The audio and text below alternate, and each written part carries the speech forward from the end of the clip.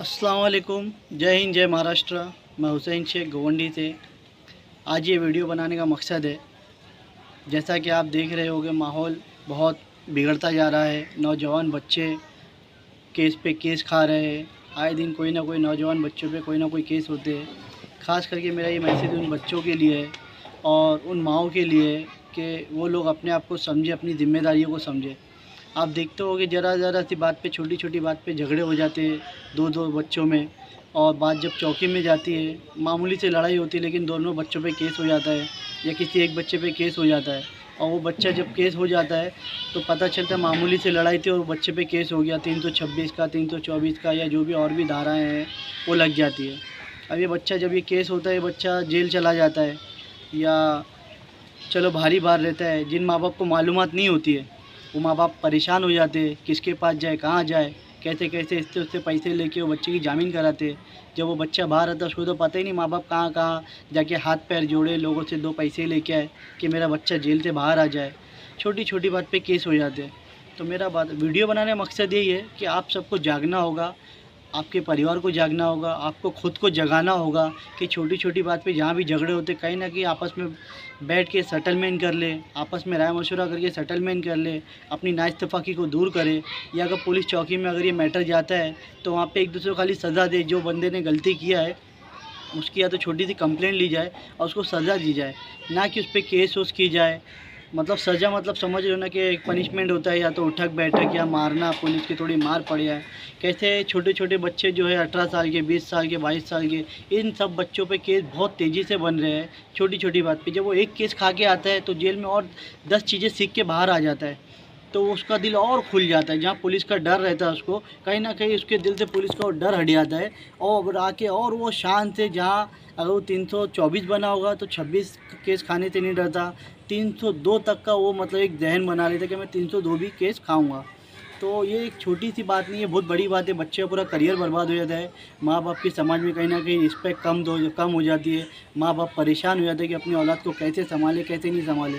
आप जानते होंगे कि चौकी वगैरह में कहीं ना कहीं ऐसे बहुत से ऐसे लोग भी हैं जो समाज में सिर्फ़ और सिर्फ ये चाहते हैं कि बस किसी पे केस बने, किसी को हम जेल से बाहर लेके आए।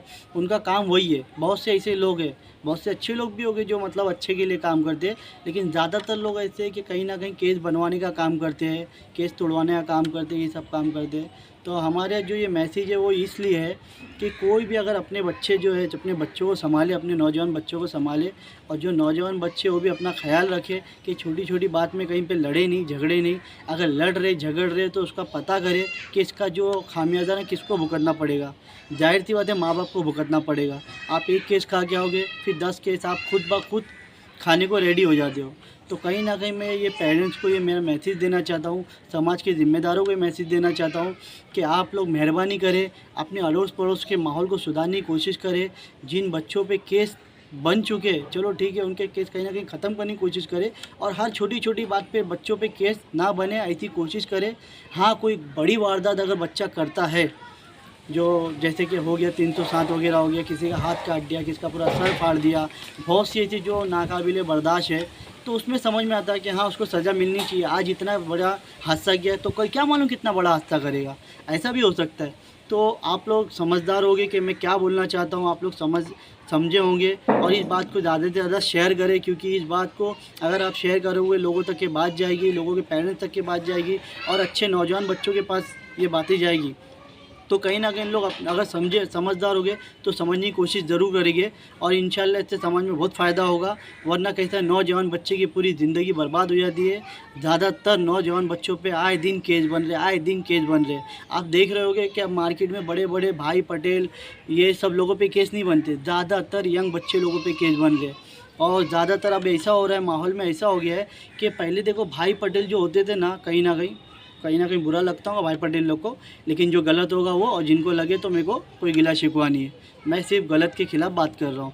तो पहले के भाई पटेल वो जो हुआ करते थे, उन लोग क्या करते थे, अगर अपने तक की बात आई तो वो बिंदास लड़ जाते थे। लेकिन अभी कहीं ना कहीं मैंटेलिटी देखो क्या हो गई, यंग बच्चों को यूज़ किया जाता है, यंग बच्चे लोगों को मतलब कहीं ना कहीं जंग में लाया जाता है, और उनसे कहीं ना कहीं बड़े बड़े वारदात कराए जाते हैं, और भाई पटेल लोग कहीं ना कहीं उनका बहुत बड़ा सपोर्ट करते हैं।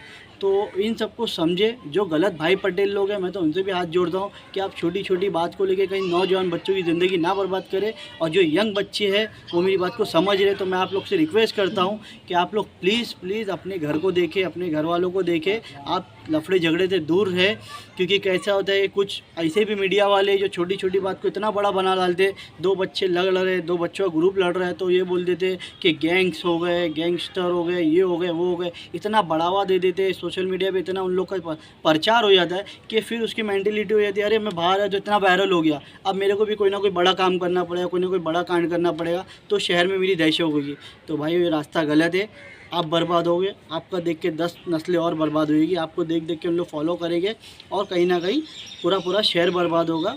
मेहरबानी करके आप लोग से रिक्वेस्ट करता हूँ कि अच्छे काम करें, अच्छे मैसेज भेजें और अपने माँ बाप के लिए हमेशा एक अच्छा पिलर बन के खड़ा रहे।